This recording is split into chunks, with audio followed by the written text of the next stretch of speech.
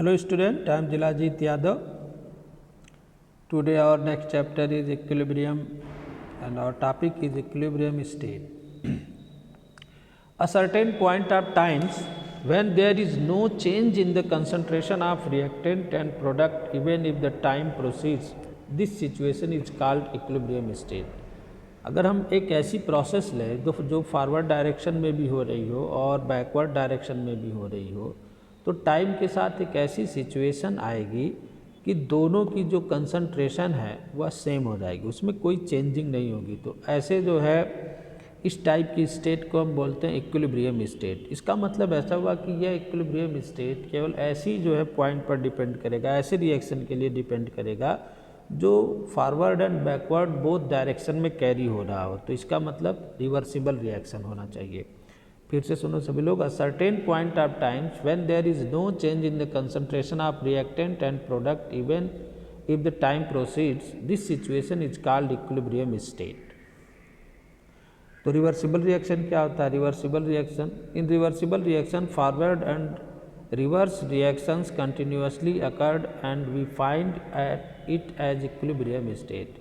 यानी reversible reaction में forward direction में भी रिएक्शन होता है और बैकवर्ड डायरेक्शन में भी रिएक्शन होता है। इसका मतलब ये हुआ कि रिएक्टेंट से प्रोडक्ट का फॉर्मेशन होगा और प्रोडक्ट से फिर रिएक्टेंट का फॉर्मेशन होगा। तो ऐसी प्रोसेस को हम बोलते हैं रिवर्सिबल रिएक्शन। जैसे कैल्शियम कार्बोनेट है, कैल्शियम कार्बोनेट्स का डीकम्पोजिशन होता है तो कैल्शियम ऑक्साइड और कार्बन डाइऑक्साइड का फॉर्मेशन होता है, और जब इनका जो है फिर ये कंबाइंड होते हैं, इनका कॉम्बिनेशन होता है तो तुरंत जो है कैल्शियम कार्बोनेट का फॉर्मेशन होता है। यानी कैल्शियम कार्बोनेट की डीकम्पोजिशन से calcium oxide and carbon dioxide का फॉर्मेशन होगा, और कार्बन डाइऑक्साइड और कैल्शियम ऑक्साइड के कॉम्बिनेशन से कैल्शियम कार्बोनेट का फॉर्मेशन होता है। दैट मीन्स रिएक्टेंट से प्रोडक्ट का फॉर्मेशन हो रहा है और उसी प्रोडक्ट से फिर रिएक्टेंट का फॉर्मेशन हो जा रहा है। तो ऐसी प्रोसेस को हम क्या बोलते हैं?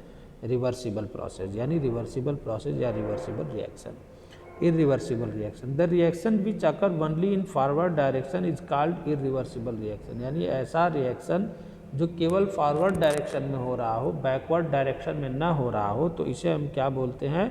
Irreversible reaction. That means reactant से प्रोडक्ट का फॉर्मेशन तो हो रहा हो लेकिन प्रोडक्ट से रिएक्टेंट का फॉर्मेशन अगर नहीं होता है तो ऐसी प्रोसेस को हम बोलते हैं इरिवर्सिबल रिएक्शन। इसका मतलब यह हुआ कि जो हमारा इक्विलिब्रियम स्टेट है, जो इक्विलिब्रियम है, अगर वह रिवर्सिबल प्रोसेस में हो रहा है, यानी कि रिएक्टेंट से प्रोडक्ट का फॉर्मेशन हो रहा है और प्रोडक्ट से रिएक्टेंट का फॉर्मेशन हो रहा है, तो इसकी मीनिंग यह हुई कि हमारा इक्विलिब्रियम डायनेमिक होता होगा। कैसा होगा? डायनेमिक होगा। तो dynamic nature of equilibrium, the equilibrium is dynamic and not steady और static as the forward and the reverse reaction occur with the same velocity at the equilibrium time in equilibrium reaction is closed vessels. यानी कि जो हमारा जो equilibrium है वह न तो स्टैटिक है और न ही स्टेडी है, वह क्या है? डायनेमिक है।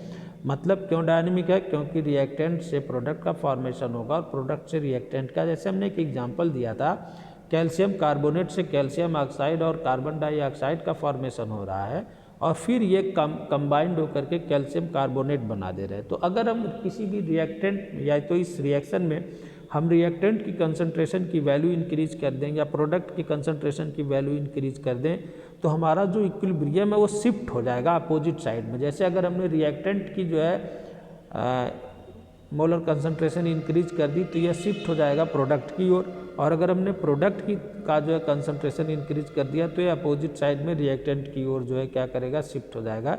इसका मतलब यह हुआ कि हमारा जो इक्विलिब्रियम है वह डायनेमिक होता है। क्या होता है? डायनेमिक होता है।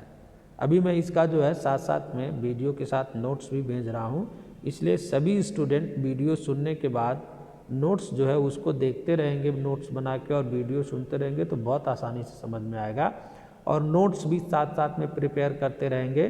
कोई भी स्टूडेंट ये ना कहे कि नोट्स नहीं हुआ, क्योंकि जैसे ही स्कूल रीओपन होगा तो हम तुरंत नोट्स भी चेक करेंगे कि आप लोग कितना नोट्स बनाए हैं, और कॉपी चेक करने के बाद ही नेक्स्ट चैप्टर स्टार्ट होगा और ये माना जाएगा कि आपने इसको पढ़ रखा है।